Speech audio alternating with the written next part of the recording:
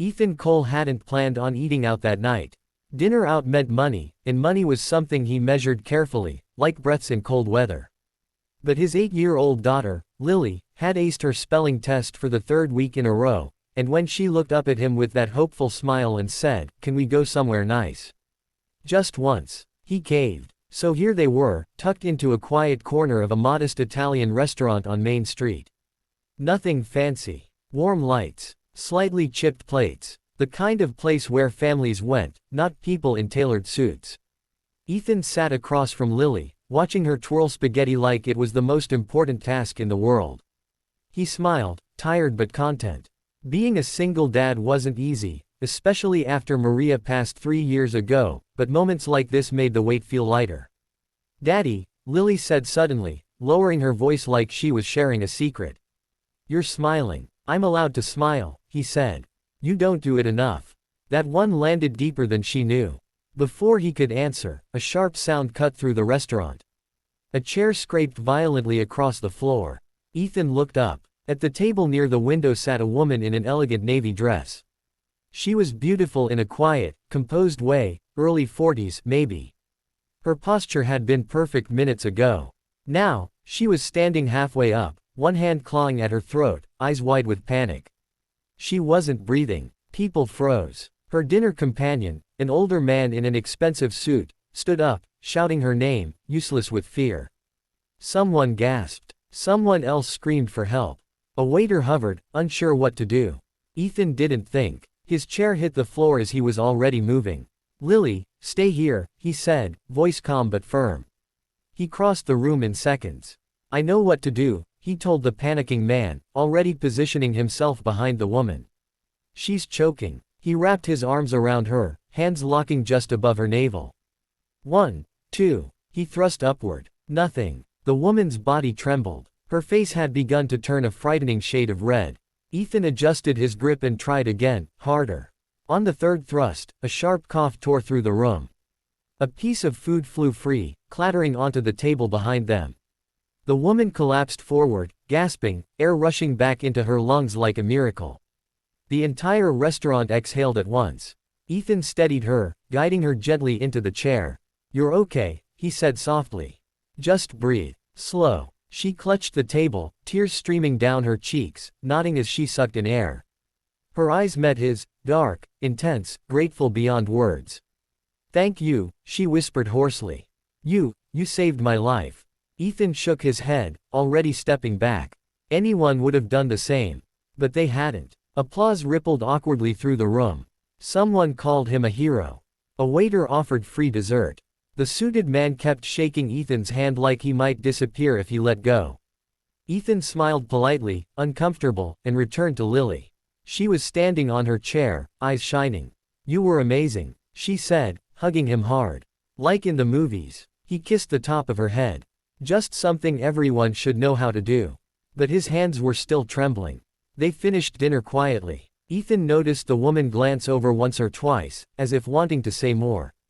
But she didn't approach. When she left, a man in a dark suit held the door for her, and a sleek black car waited outside.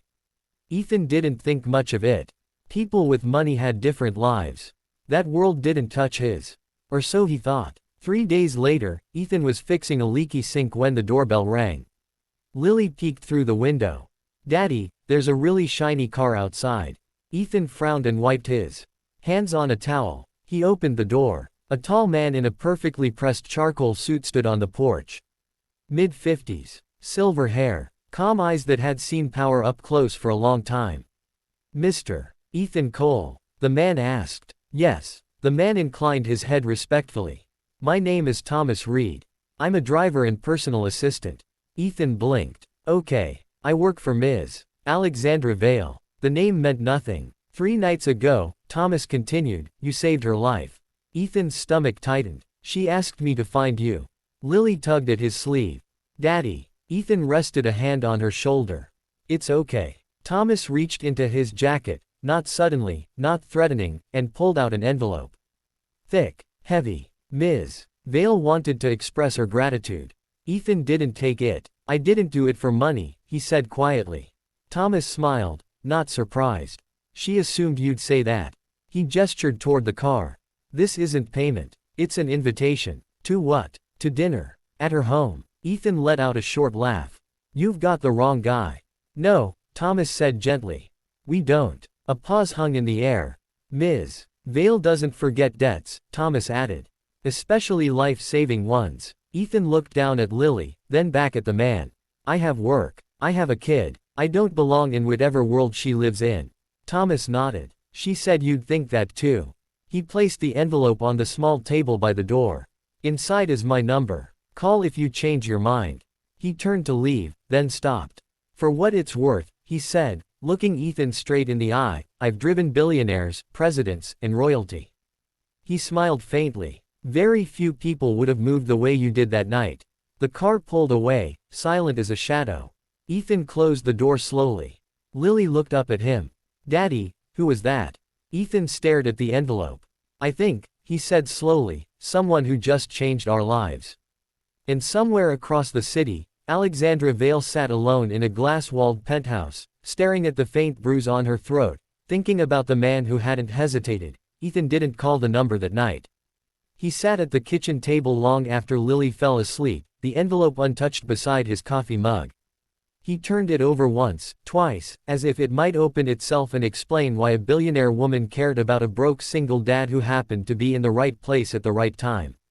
He'd saved a life. That was it. End of story. But the next morning, the landlord left another voicemail about late rent. Lily's school sent a reminder about the upcoming science trip fee.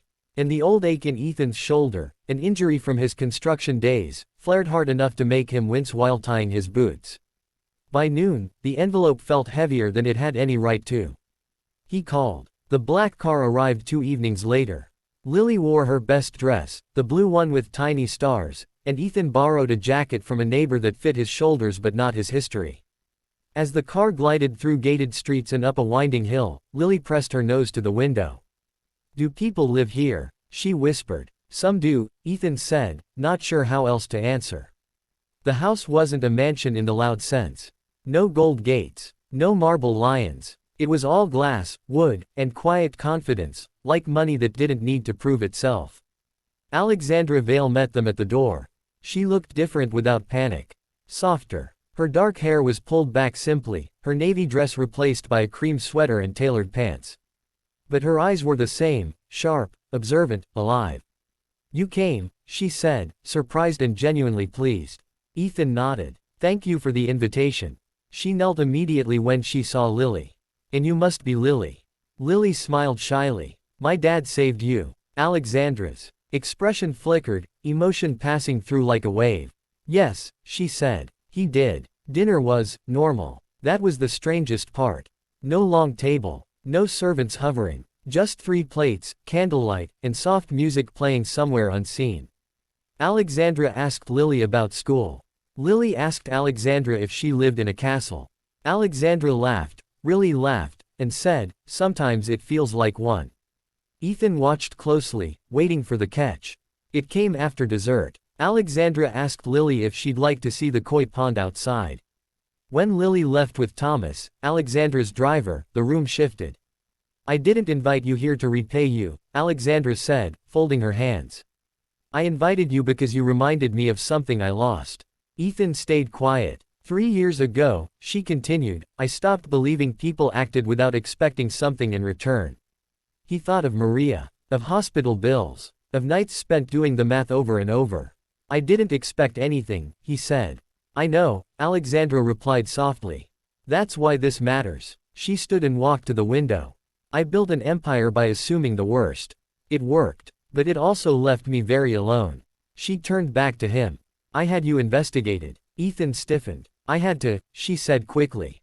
For safety. What I found was a man who lost his wife, raised his daughter alone, turned down shortcuts, and still showed up for strangers.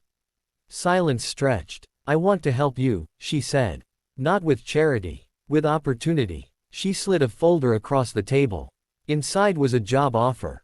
Operations coordinator. Training included. Salary that made Ethan's breath catch. I don't have a degree, he said. You have judgment, she replied. And courage. I can teach the rest. Ethan closed the folder slowly. And the catch. Alexandra met his eyes. You'd be in my world. He thought of Lily. Stability. Health insurance. A future not measured in overdue notices. I need time, he said.